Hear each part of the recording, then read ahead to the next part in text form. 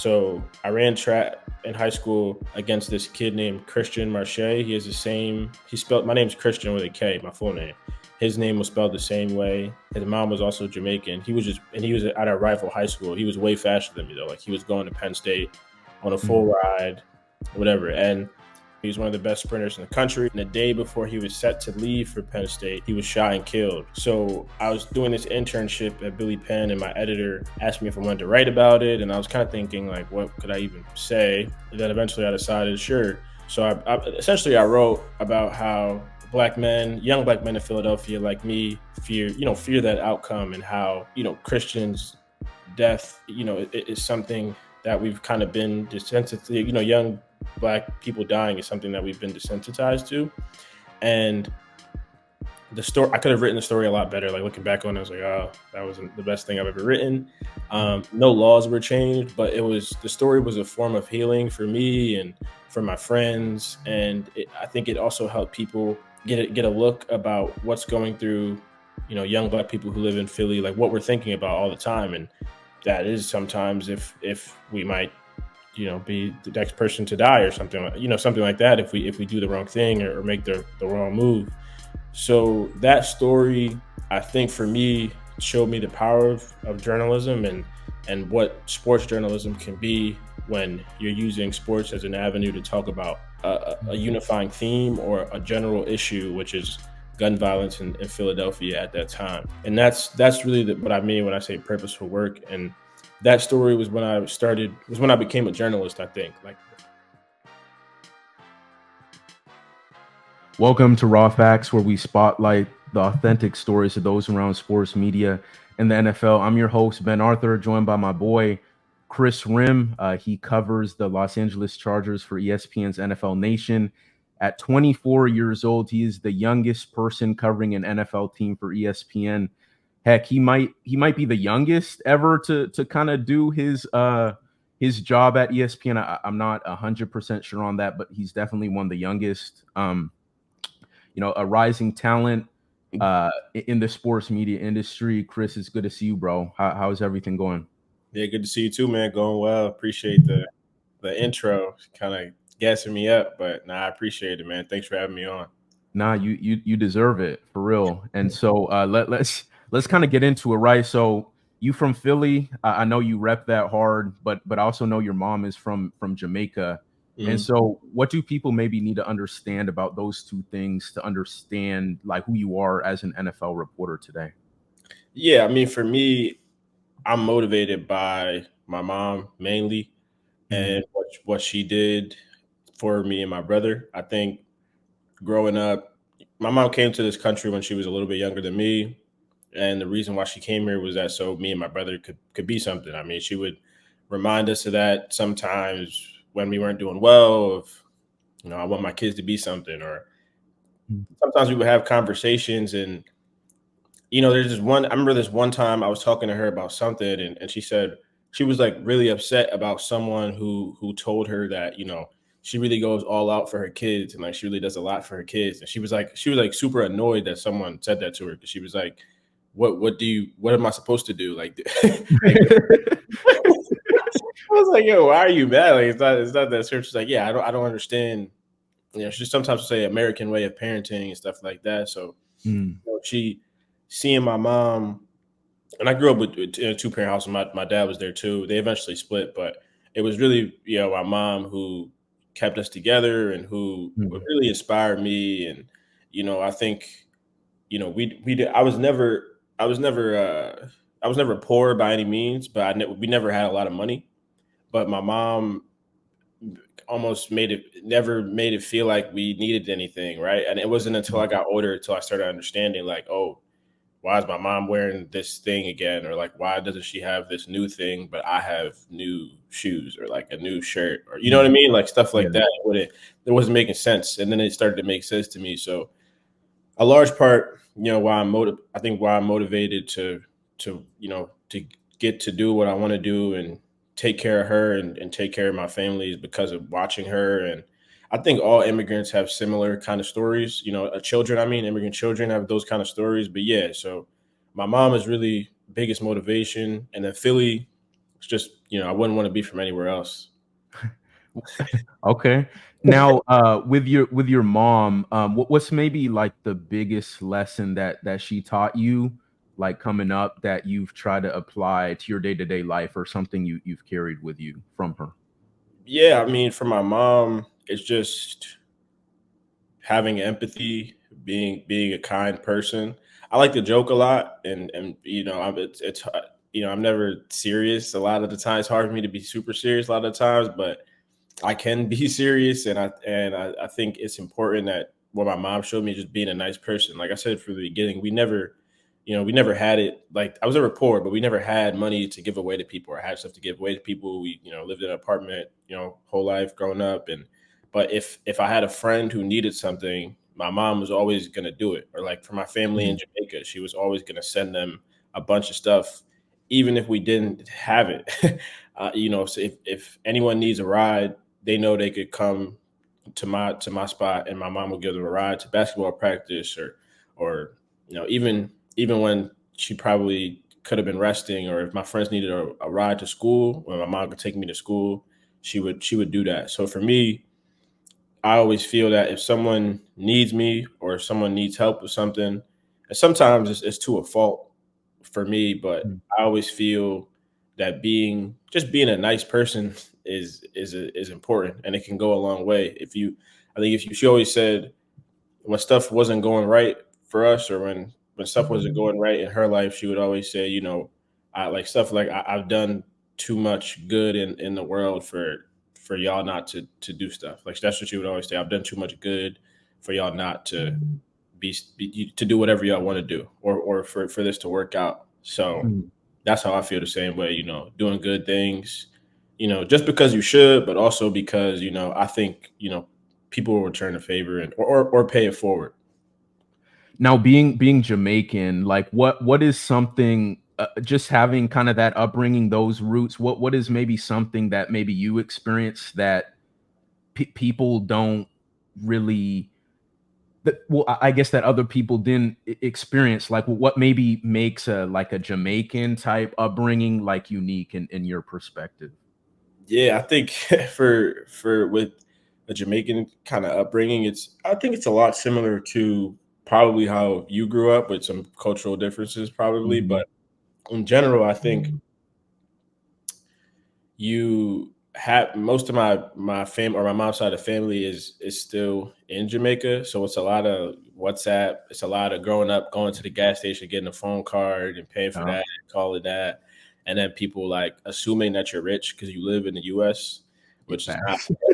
not I true. felt that. It's just Yeah. not true all the time. And Mhm. then I think just making sure you give those people, you talk to your family, and go and visit them. I don't think it's all that different besides the food. For me, Thanksgiving wasn't turkey and ham or whatever. It was like, maybe a meat, maybe like a main meat, and then oxtail, curry goat, stew peas, sometimes stew peas, but stew peas is my favorite Jamaican thing. We would have ackee and saltfish, for breakfast sometimes, or fried plantains all the Ooh, time. plantain, bro. Yeah, We eat that a lot. Yeah, Ghanaians, yeah, we on that too. Yeah. yeah, bro. So it's a lot, and I grew up. All my best friends, for the most part, are also first removed, kind of like immigrant children. So I grew up around, like, one of my best friends growing up, Liberian and Nigerian and Ghanaian. So we all kind of had the similar of, like, I'm eating jollof, I'm eating fufu, they eating stew peas. So it was really cool in that sense. That's what's up.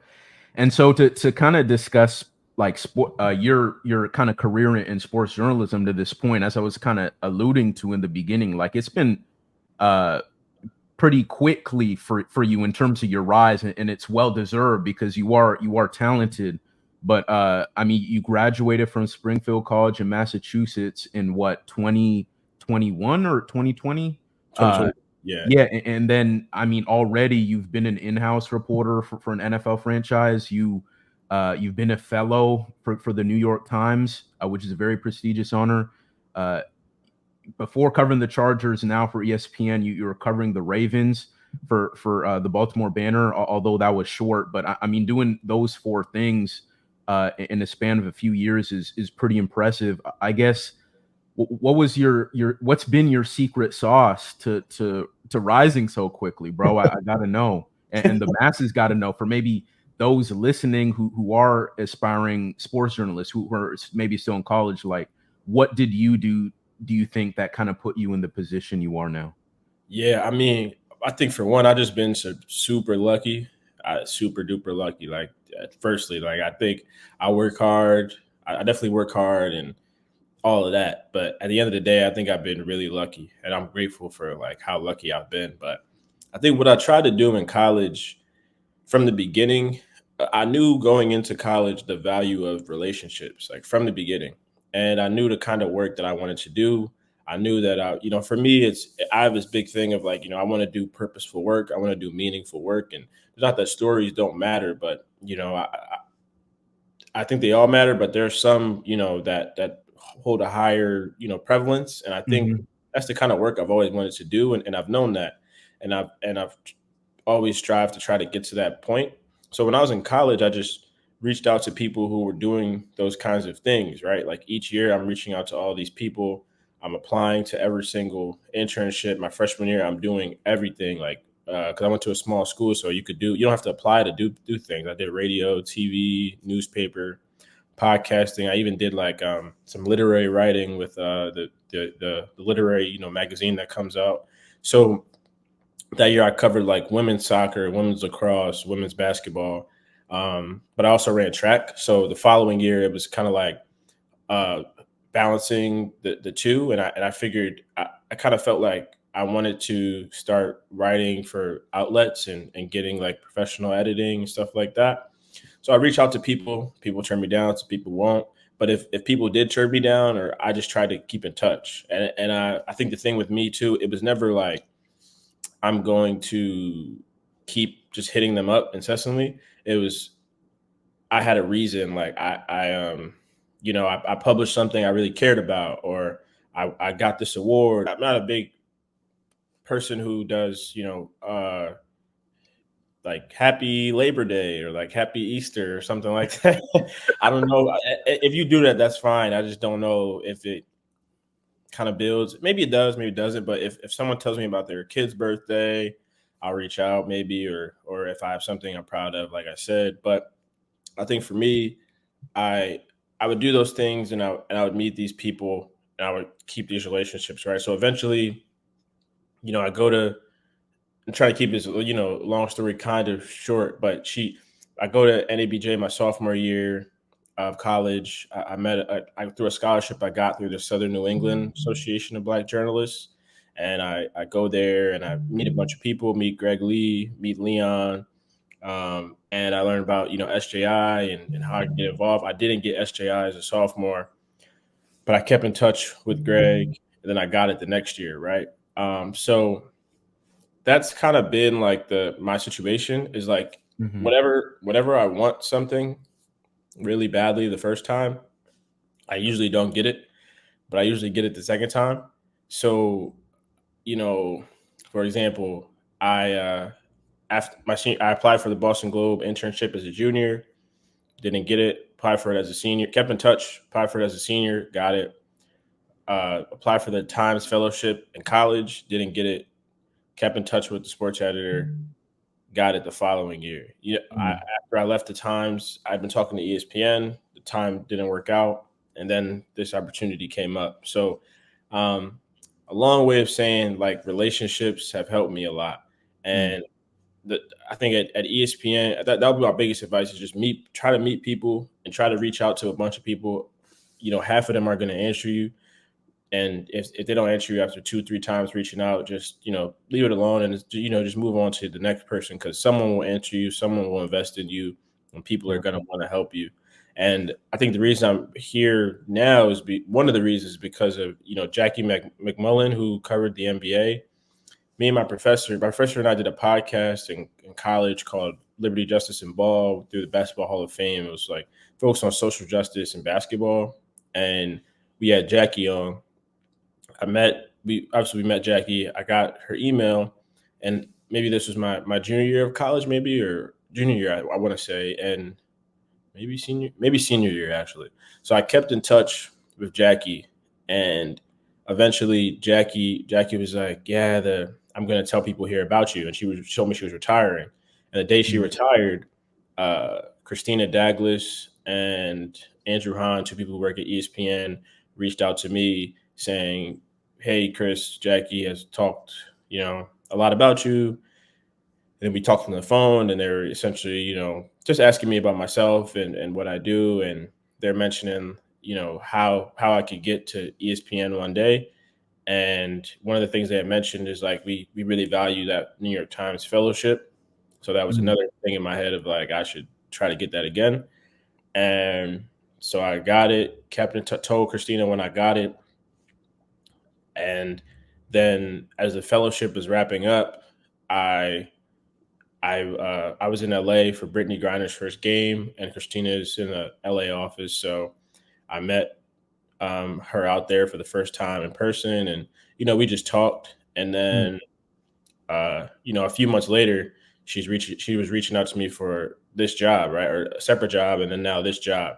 So it was like, I don't think I just got the job because I know Jackie and because I know Christina and because I know Andrew, but I think that helped a lot. mhm, So my biggest thing would just be to build relationships, learn from people, let people. Oh, that's another thing I used to do. Just send people your work if they're willing to go through it, and just let them tear it up. I'm not afraid. I'm not afraid to have someone tear up my copy or tell me what's good, tell me what's bad. That's definitely something I don't shy away from. So that's one of the biggest things too is relationships. Because some relationships you're gonna have. Sorry, I'm going long on this, but some relationships you're gonna have where it's just you're just gonna have conversations with that person, mhm, interspersed. That person might not have time to be reading your stuff, but some people are gonna be willing to read your copy and go through it with you. And that's what the Randy from the sports editor of the New York Times helped me with. He went through my stuff and would tell me what's good and would tell me what's bad. So mm. it's kind of rambling, but No, that's that's no, relationship. that's good. Yeah. Yeah, no, that's a lot of good game in there, and I hope all the younger sports journalists who are tuning into this listen to that, and just so people know kind of what Kris was talking about. SJI, that's the Sports Journalism Institute, helps women and minorities get into newsrooms.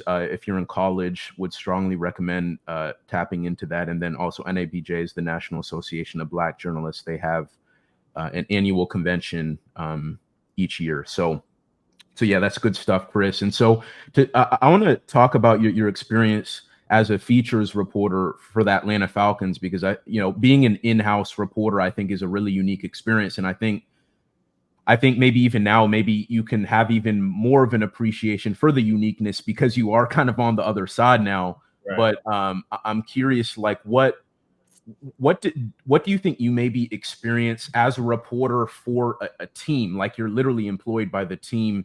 What do you think made that experience different from what we see as traditional sports reporters?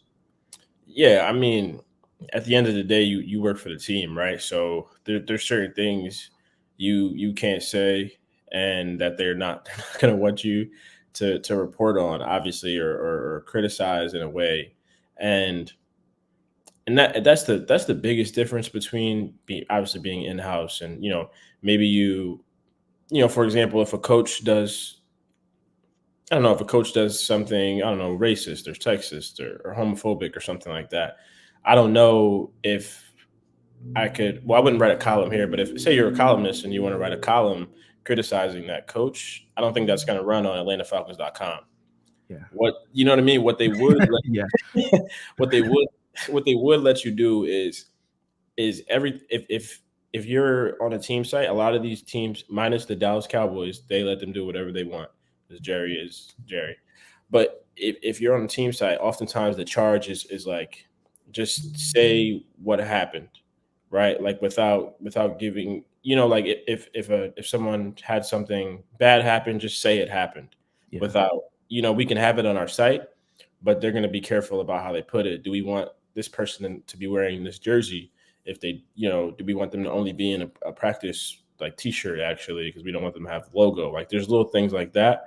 Mm, Um, and then when you have a team that starts losing, all of that becomes more. Everything gets tightened. It's like, oh, wow, don't like that tweet, or you know what I mean, and stuff Yeah, like it's that. like your PR media Hmm. almost. Yeah, Yeah. exactly.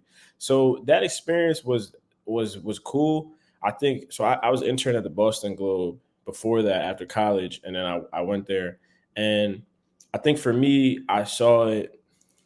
I had always. Oh, let me see how I say it. I kind of the Falcons job had kind of happened how I had planned it. Mm, I never really, and there's nothing wrong with covering high schools or college or anything like that, but I didn't really want to do that.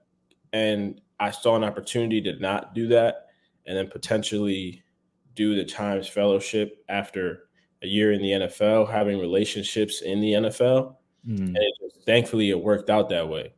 So what the Falcons really helped me with is if I would have got the fellowship after college when I wanted it, I would have had no sense of the NFL. I wouldn't have known how to navigate it. I wouldn't have had any sources.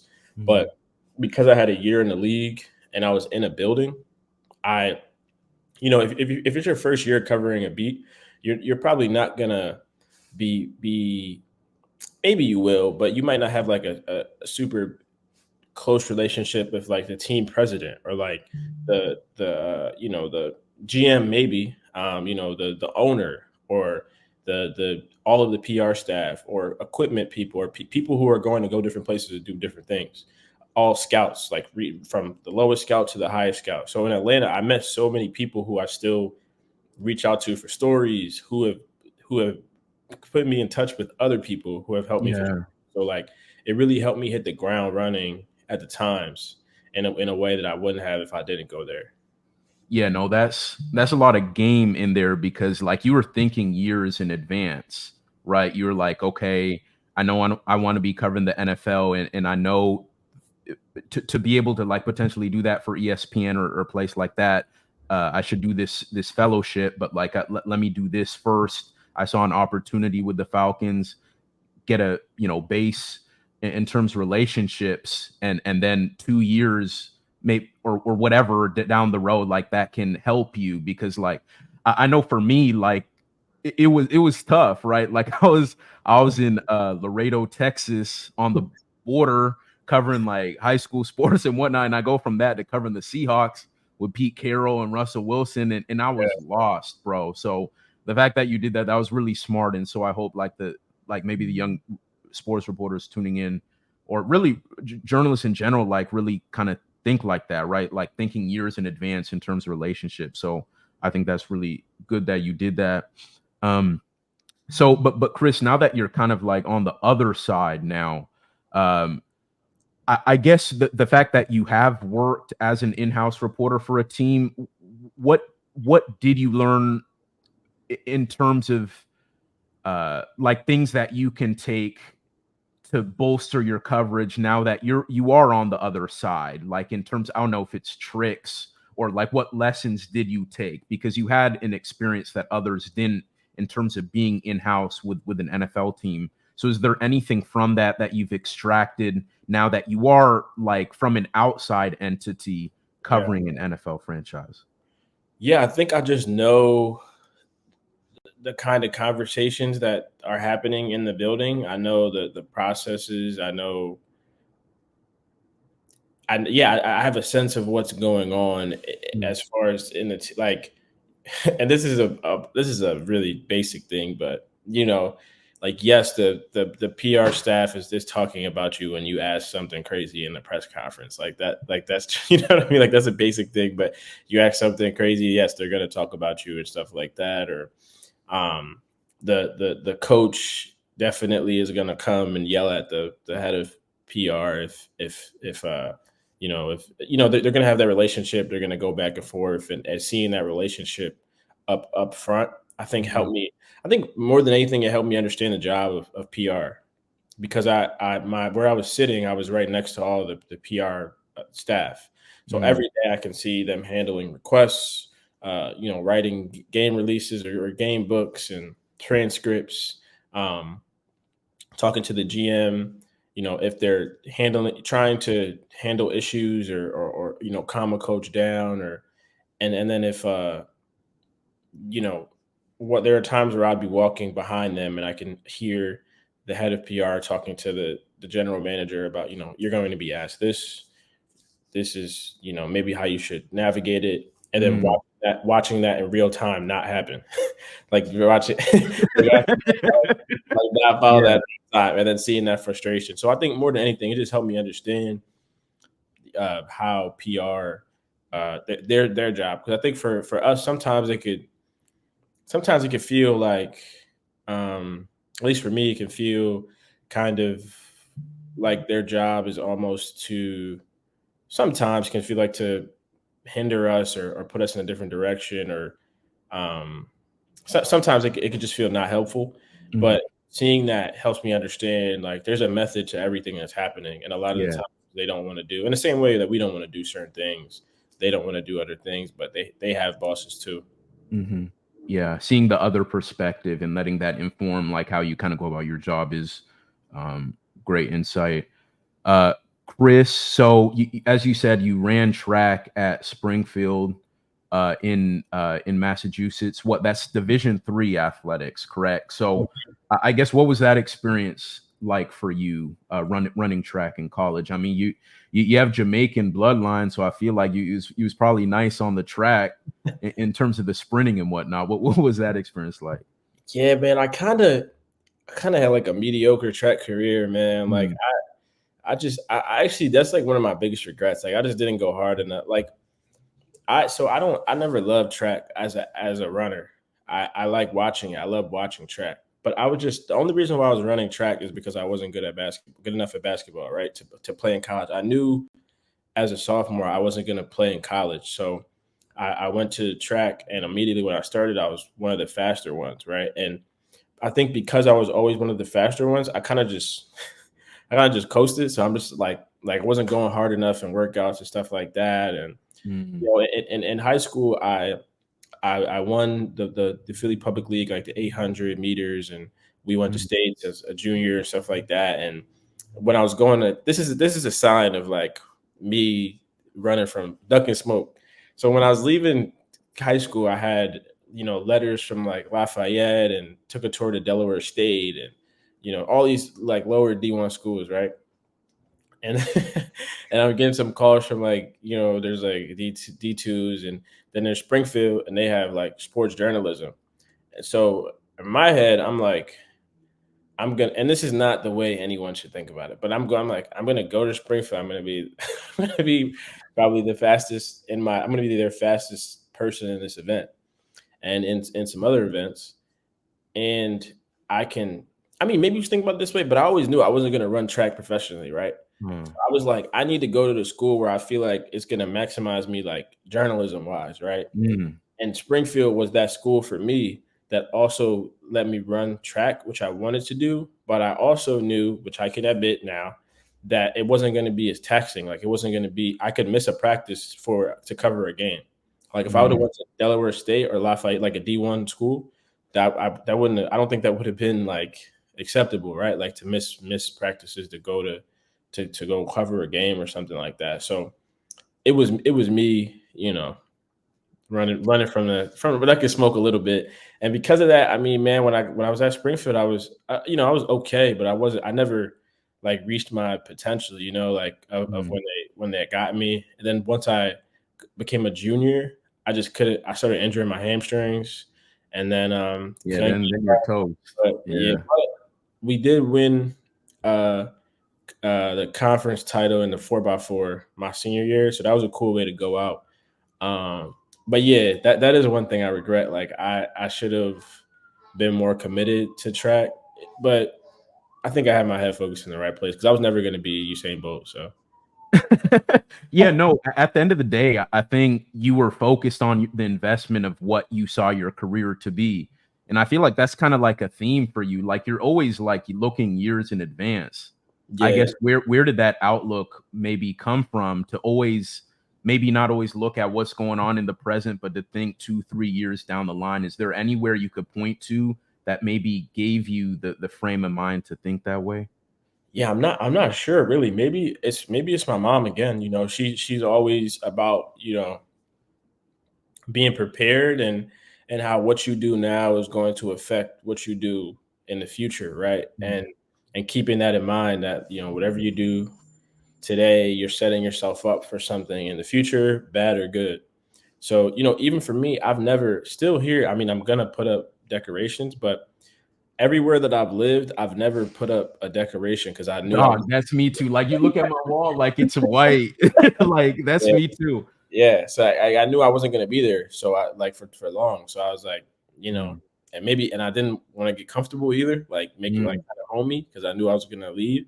And I still haven't put anything up here, and I'm kind of hesitant too because I feel like, is that gonna make me? But I am gonna be, I have a contract, so I'm gonna be here for a little bit. I know how long I'm gonna be here for. mm, So yeah, and it's being at ESPN now. I'm often thinking.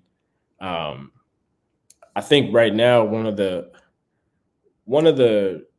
not it's not a challenge, but that mindset I have of looking ahead now at ESPN. Every day I think about this of like, what is my next step? At every single last job, I could see what I was going to do next, or mm. like clearly, like I could clearly see what I wanted to do or where I wanted to go next. Now here, it's not exactly clear of like where that next step might be, and that's Mm. super exciting for me. Yeah. Okay.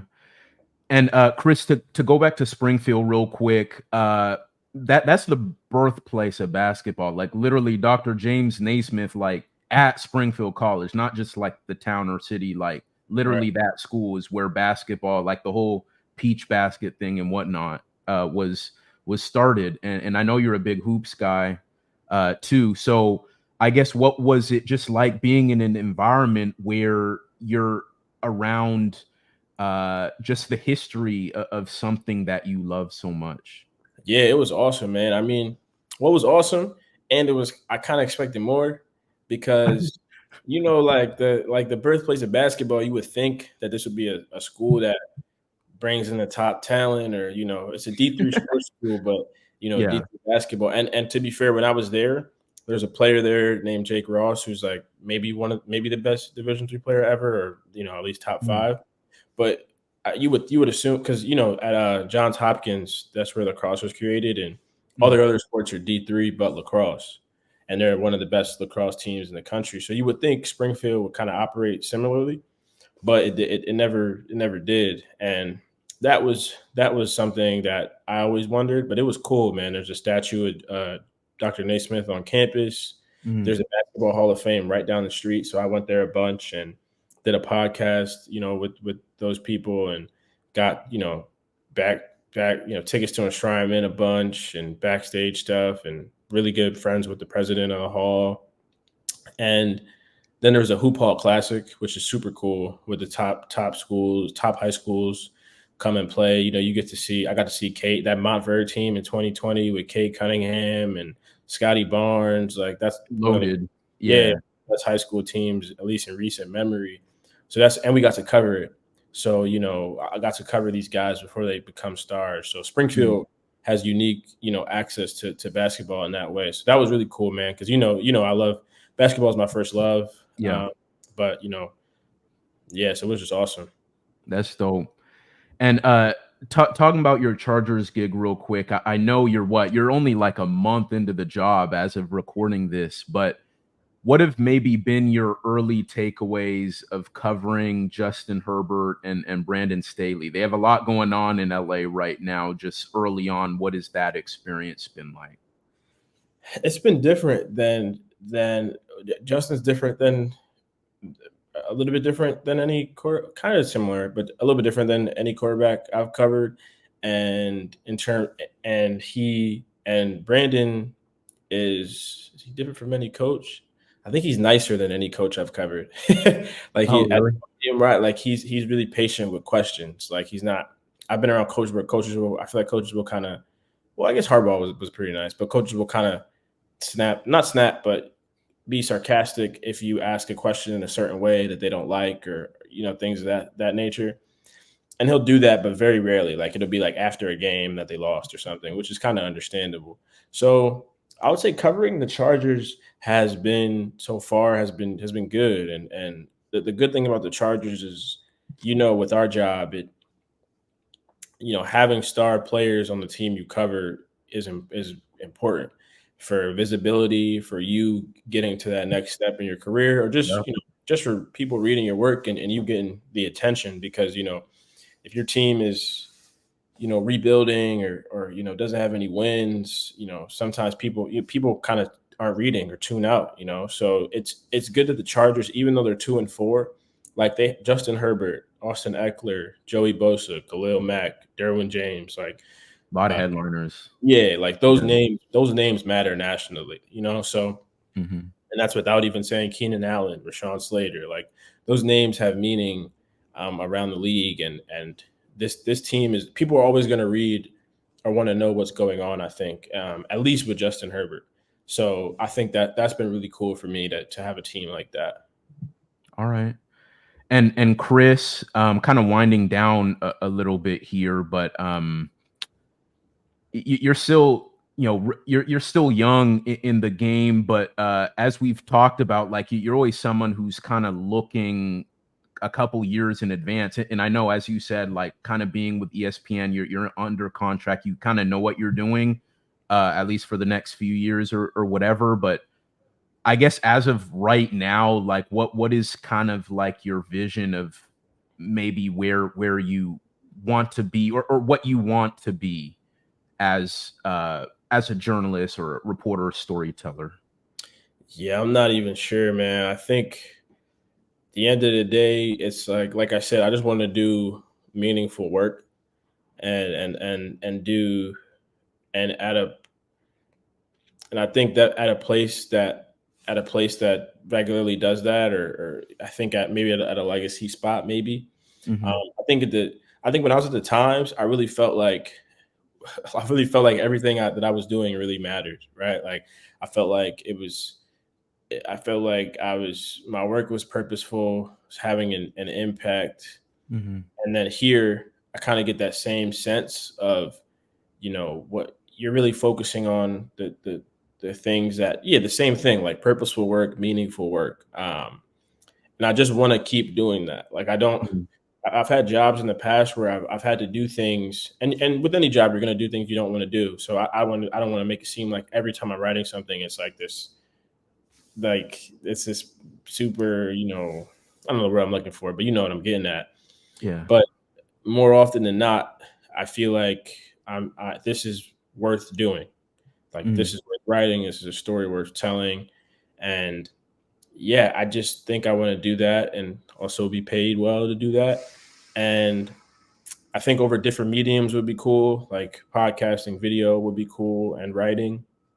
I think the people, not I think the people I really look up to are Malika Andrews.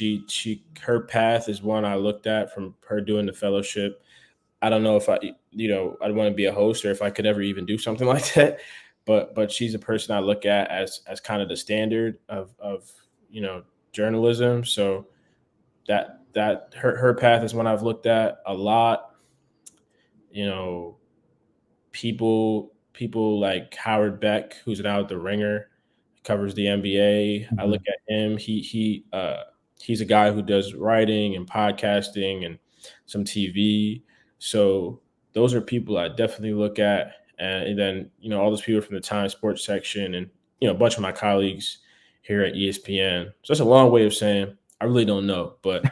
hopefully, hopefully, hopefully, hopefully I'm just doing something good that I care about. I would love to be able to touch into some other sports one day, and do a bunch, maybe write a book. Mhm. Amir Fader's another person I look at. So yeah, man, whatever works, and hopefully get to live a little bit comfortably with what I'm Yeah. being paid. Yeah. Kris, you said a number of times, like in that response, but also earlier, like doing work that has meaning or purpose. Like, what exactly does that mean to you? I just I think, or not. I think journalism right now is in a different place than it was. I mean, for our lives, we're in a spot where journalism is at somewhat of a turning point, or maybe Hmm. not a turning point, but it's It's turning. changing. Yeah, Yeah. it's in a different place, right? Engagement really matters. Clicks matter. You don't have to work at the Times, ESPN, the Boston Globe to get interviews with players, and also players don't have to talk to you anymore to get their message out. Like, it's a super different time, and a lot of stuff has turned to how can we get the most engagements, or how can we get the most likes or clicks or views, and in turn, a lot of the stuff that is written is just to please that aspect. It's not storytelling. It's something that's going to get people really really angry, or really Yeah. happy, so that they'll engage and Get drive. an Elon check or Exactly. yeah. The Elon check, man, and drive traffic. So Mhm. I don't. And if that's and to me, the people that do that work, all respect to them, but that's just not the kind of stuff I'm really passionate about. Storytelling and amplifying voices, and really telling the stories that in my opinion use sports as an avenue to talk about something else, talk about something more important, or something that my mama read. You know what I mean?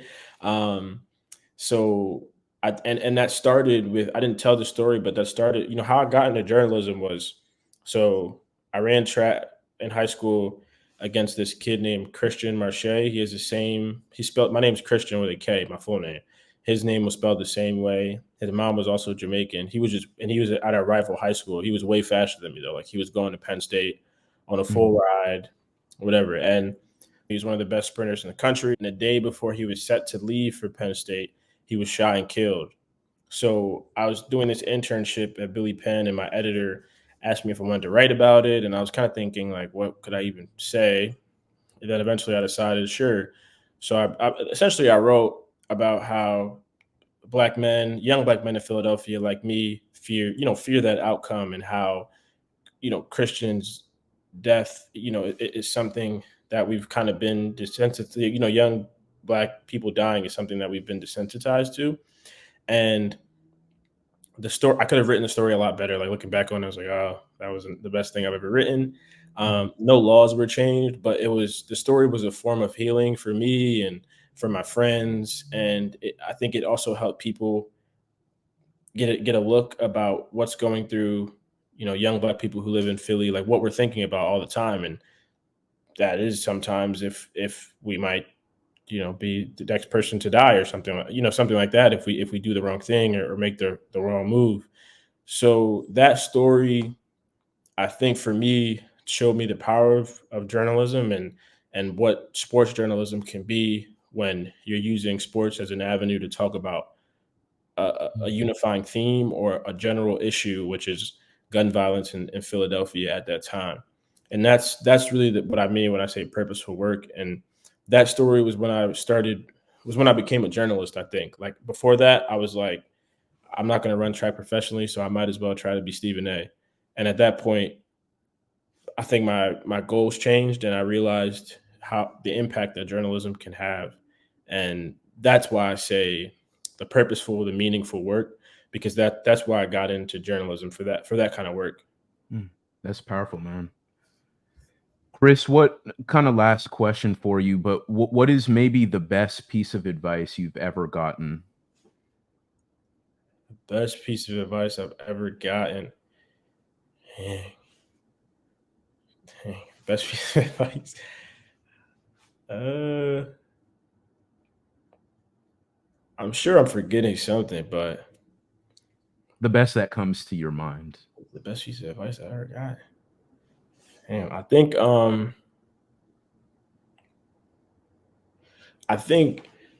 to